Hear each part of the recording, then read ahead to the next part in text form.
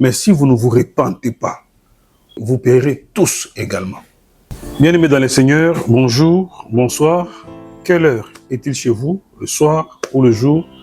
C'est selon que vous suivrez cette énième vidéo diffusée dans le cadre de notre plateforme Jésus-Christ te cherche. Parlerons aujourd'hui d'un sujet très important. La repentance n'est pas périmée pour Dieu. La repentance n'est pas périmée pour Dieu. Elle est importante aujourd'hui et la Bible nous demande de prêcher la repentance aux non-convertis et que nous-mêmes chrétiens aussi, de devoir nous examiner régulièrement pour nous repentir pour des actes qui ont rompu notre communion avec Dieu. Les païens se repentent, demandent pardon à Dieu pour donner sa vie à Jésus-Christ afin de devenir chrétien, mais les chrétiens se repentent pour rétablir sa communion avec Dieu qui a été rompue lorsque il a commis un acte qui ne plaît pas à Dieu, que lui reproche la Bible, que lui reproche le Saint-Esprit. Alors, pour voir toute l'importance de la repentance, prenons ce récit. Nous sommes dans l'évangile de Luc au chapitre 13, le verset 1er à 5. La Bible dit que quelques personnes qui se trouvaient là racontaient à Jésus ce qui était arrivé à des Galiléens dont Pilate, le gouverneur, avait mêlé le sang avec celui de leur sacrifice. Donc, vous savez que quand le Seigneur est venu, on était dans la transition entre l'ancienne alliance et la nouvelle alliance, et qu'il y avait encore des gens qui s'approchaient de Dieu, qui, pour leur pardon, pour leur action de grâce, offraient à Dieu des sacrifices. Et quand on offre des sacrifices, ce sont des animaux qu'on égorgeait et on répandait leur sang.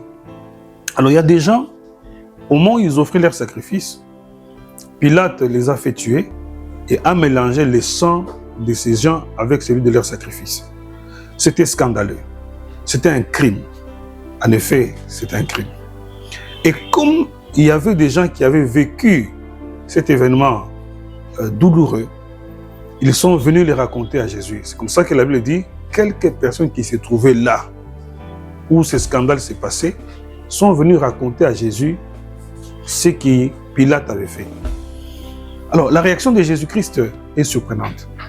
Au lieu de condamner Pilate, Jésus se retourne vers ceux qui accusaient Pilate, en leur disant, pensez-vous que toutes les personnes qui sont souffert de la sorte, est-ce qu'elles étaient plus coupables que tous les habitants de Galilée? Non, je vous l'ai dit. Mais si vous ne vous repentez pas, vous paierez tous également. Et Jésus va plus loin. Il va prendre un exemple que eux ne lui avaient pas cité. Ou bien les 18 personnes sur lesquelles est tombée la tour de Siloé et qu'elle a tué. Pensez-vous qu'elles étaient les plus coupables de tous les habitants de Jérusalem? Non, je vous le dis, mais si vous ne vous repentez pas, vous paierez tous également. Alors, une chose, c'est que Jésus, en parlant de se repentir, sinon on paierait, il fait allusion au plan spirituel de la vie de l'âme, mais en prenant un exemple du corps physique. Parce que ces personnes, même s'ils avaient donné leur vie, s'ils s'étaient repentis, eh bien, elles sont morts encore. Mais Jésus parlait de la vie véritable qui est la vie éternelle qui ne périt pas. Dans le second exemple qu'il leur donne, il dit 18 personnes sur lesquelles est tombée la tour de Siloé. Donc, la preuve que le Seigneur connaît chaque personne, connaît tous les accidents et sait par quel moment des personnes parfois sont décédées. Vous savez, le 11 septembre 2001, il y a eu aux États-Unis 2 tours jumelles qui ont été frappées par des terroristes. Nous étions dans la tristesse, mais c'est autant qu'on peut dire, le monde a regardé toutes ces personnes avec compassion, avec commisération. Ah, pourquoi il s'est trouvé à ce moment-là dans cette tour? Ah, heureusement, je n'étais pas dans cette tour. Mais c'est comme si le Seigneur disait, ce n'est pas forcément parce que les gens sont morts bien avant qu'ils aient été coupables. Mais nous qui sommes vivants, Dieu nous appelle également à la repentance. Alors, la repentance,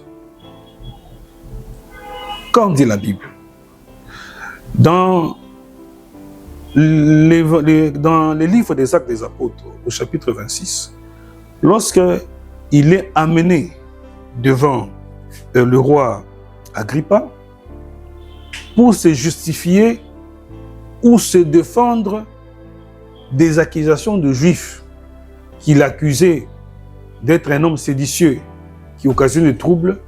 L'apôtre Paul dit, acte 26, 20, à ceux de Damas d'abord, puis à Jérusalem, dans toute la Judée et chez les païens, j'ai prêché la repentance, la conversion à Dieu et la pratique d'œuvres dignes de la repentance. Il a prêché 3 choses partout où il passait. La repentance, la conversion à Dieu et la pratique d'œuvres dignes de la repentance.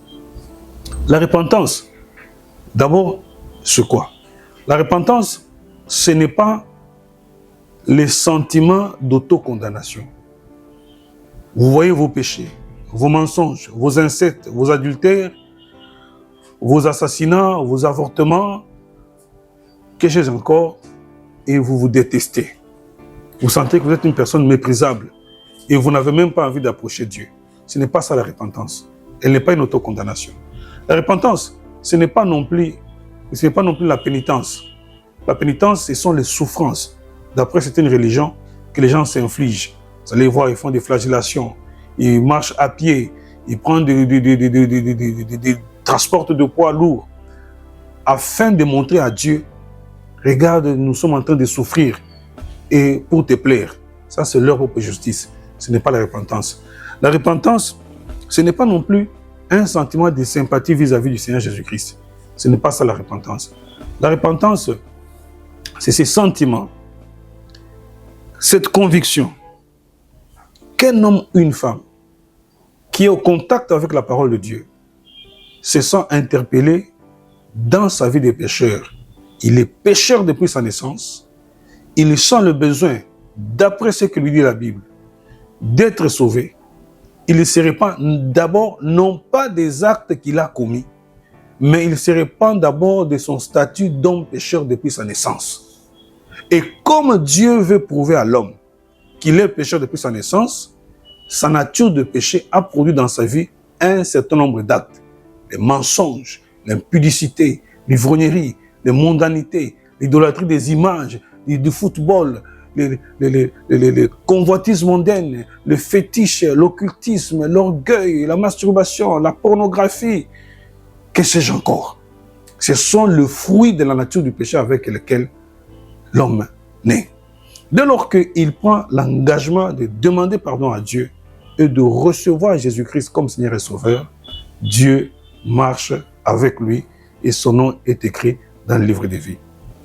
Et vous allez voir l'apôtre Paul, dans Actes 17, 30 à 31, il dit « Dieu, sans tenir compte des temps d'ignorance, annonce maintenant à tous les hommes et en tout lieu qu'ils ont à se repentir. Parce qu'il a fixé un jour où Dieu jugera le monde. Par qui? Par l'homme qu'il a désigné. Quel est cet homme? Jésus-Christ. Où est la preuve? Il a ressuscité des morts. Donc la repentance n'est pas périmée. Que ce soit dans nos églises, que ce soit dans nos vies, nous devons apprendre que Dieu nous attend de nous repentir. Et pour terminer, il dit à ceux de Damas d'abord et à Jérusalem, dans toute la Judée chez les païens, j'ai prêché la repentance et la conversion à Dieu. Lorsqu'on se repent, on se convertit à Dieu. 2 Corinthiens 5, 17, si quelqu'un est en Christ, il est une nouvelle créature. Les choses anciennes sont passées et toutes choses sont devenues nouvelles. Elle dit, avec la pratique d'œuvres dignes de repentance. Si vous dites que vous êtes repenti, lorsque vous vivez dans la masturbation, dans l'impudicité, dans la colère, dans les fétiches, dans les incestes, dans les mensonges, voler l'argent du mari ou de la femme, dans les parcelles d'autrui, dans toutes sortes de choses, des falsifications de cartes, des escroqueries sur Internet, la cybercriminalité, la pornographie ou la pédophilie. Donc vous dites que vous êtes à Christ, mais ces choses sont encore dans votre vie, vous vous trompez vous-même par de faux raisonnements. Vous n'êtes pas repenti, vous montrez une sympathie. Alors la repentance commence d'abord par la tristesse du péché. Si quelqu'un n'a pas la tristesse du mal qu'il fait, il ne se repentira pas. Il va penser plaire à Dieu. C'est comme ça que 2 Corinthiens chapitre 7, verset 9 à 10 dit « Je me réjouis à cette heure non pas de ce que la lettre que je vous ai écrite vous a attristé, dit l'apôtre Paul aux Corinthiens, mais de ce que la tristesse vous a porté à la repentance. En effet, la tristesse selon Dieu produit la repentance à salut qu'on ne regrette jamais, tandis que la tristesse du monde produit la mort. L'exemple type de la tristesse du monde, c'est la tristesse de Judas Iscariote. Judas, lorsqu'il a vendu le Seigneur pour 30 pièces d'argent, et qu'il a vu ce qui arrivait au Seigneur, il a dit, j'ai péché en livrant le sang innocent. Il a eu conscience du péché qu'il avait fait, mais il s'est arrêté là. Et il est allé se pendre. C'est la tristesse du monde, la tristesse qui n'arrive pas à la repentance. Mais la tristesse de Dieu, c'est que quelqu'un dit, j'ai péché. Combien de temps j'ai vu dans les avortements?